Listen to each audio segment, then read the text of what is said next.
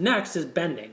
Now bending, obviously we were bending the string to do vibrato. Now we're sort of bending strings with an intended pitch to hit.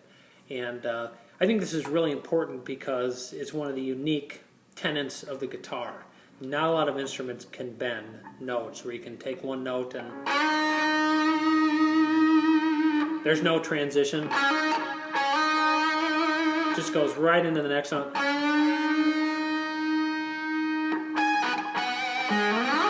And there's a couple different, there are, I should say, there are a million different phrases when it comes to bending. Bending, one of those areas that allows you to sort of convey your own message, depending upon what notes you bend and how you bend them. I'll go over some of the mechanics. Again, you've kind of like vibrato, you've got, two ways to accomplish the bending. The one is the wrist driven, where you're using your wrist and turning. And the other is where you're using your fingers.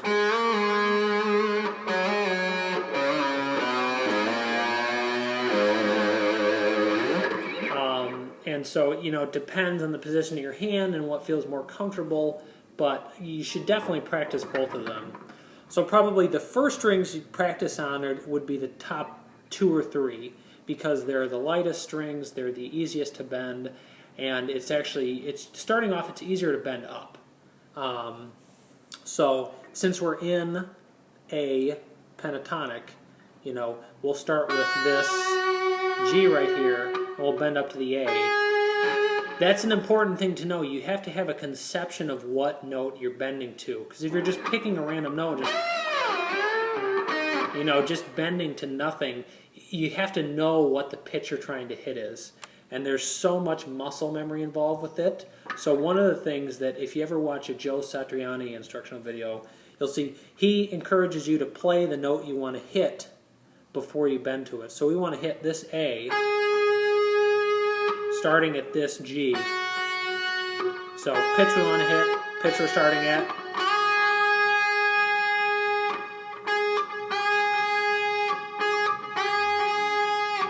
And you can do that anywhere. You can bend a whole step, which is 2 frets. You can bend a half step.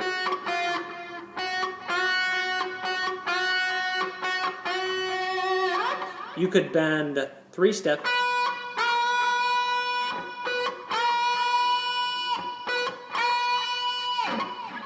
You can bend even more than that, which is pretty hard to do.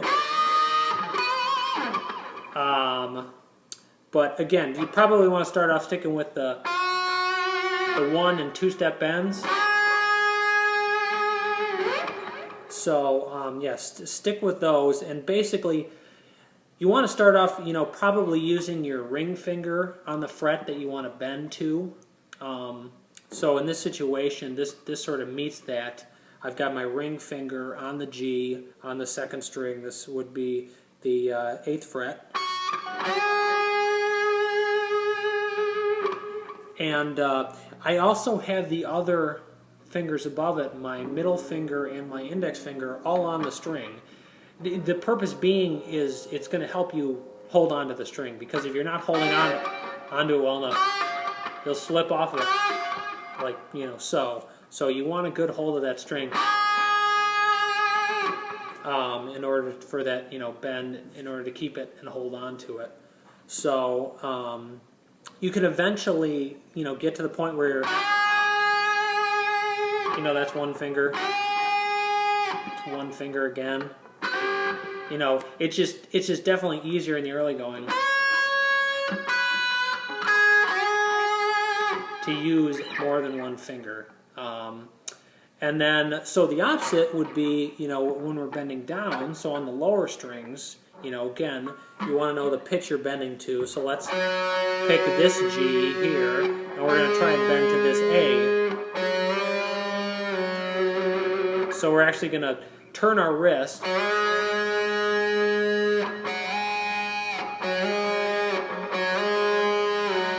So you can see my wrist turn when I do that. And I do use my fingers, squeeze them a little bit to help. But you basically have to bend down on these lower three strings because, as we talked about earlier, if you're bending too close to the edge of the neck, you'll go. You don't want to.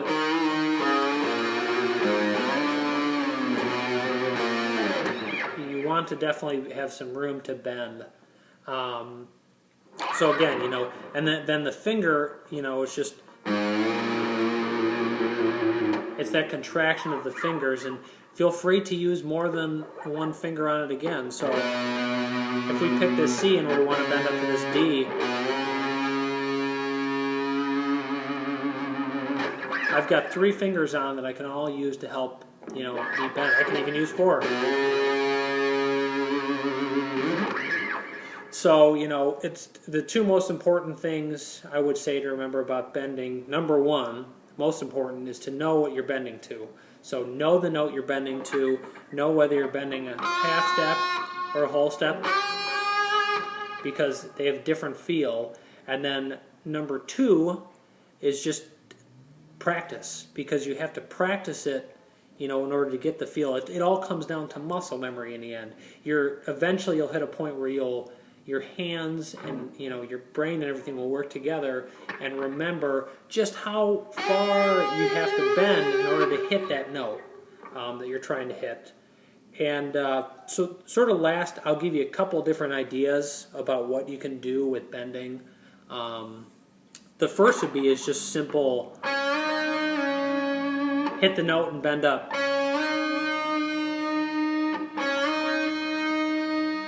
So here I'm hitting this D and I'm bending up to the E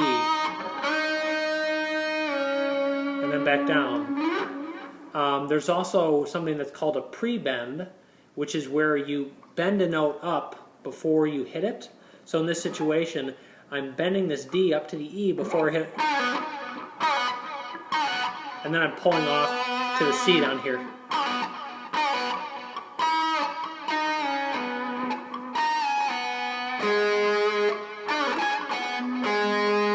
So you get a different sound with that. And then you can do, quick bends. You can bend up and hold it. You can bend up and come back down. There's just a million different phrases, that you can use once you start getting into the habit of bending. You can do really quick bends where you're... Give it sort of a Middle Eastern feel.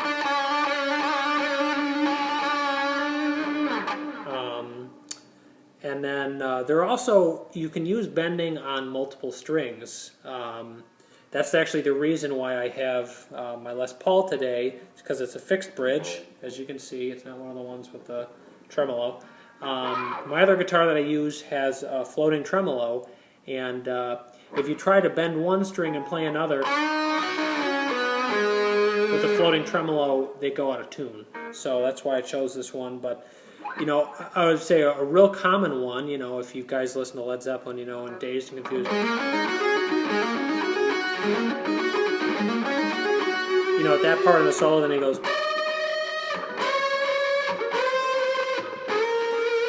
Actually, it starts here.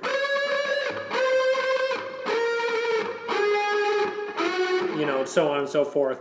And what he's doing is he's actually picking a note, so he's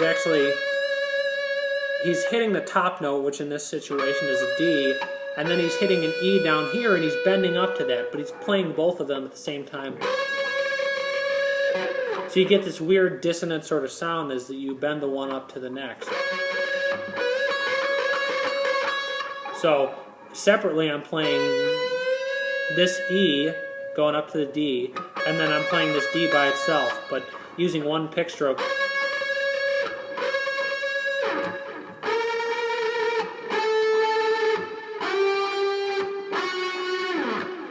So that style thing.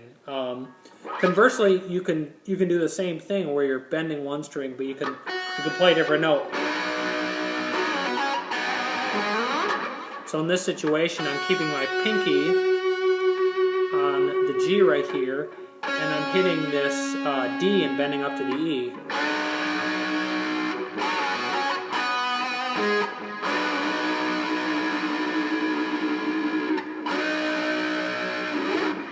So, you know, just something cool you can do. You can even play them separately. You can do the same type of idea where you're taking the G and bending up to an A and playing the C up here.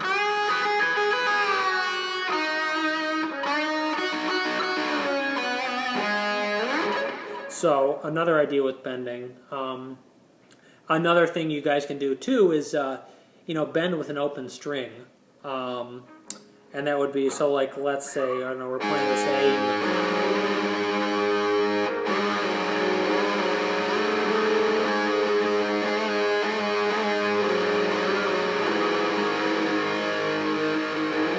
So, doing the same type of idea, I'm taking this G and I'm bending it up to that A and playing the open A string. You know, just for the sound of it.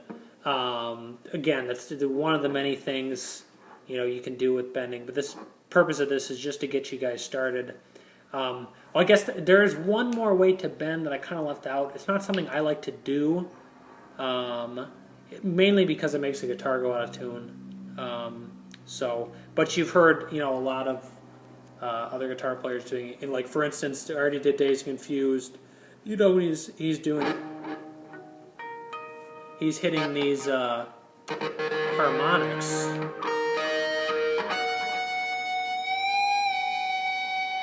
It's actually bending behind the nut.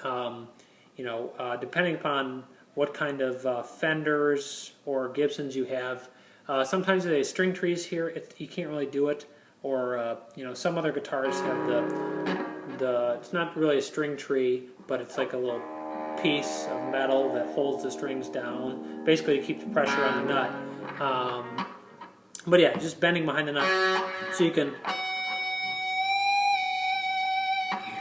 do that too. Again, I don't really like to do it, because now the string's sharp.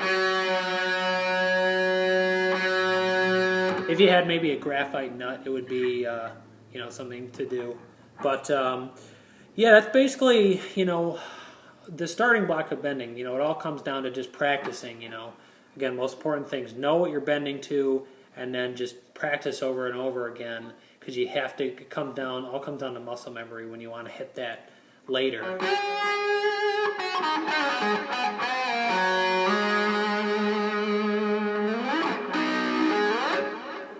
And same thing with vibrato, you know. Start off simple and slow.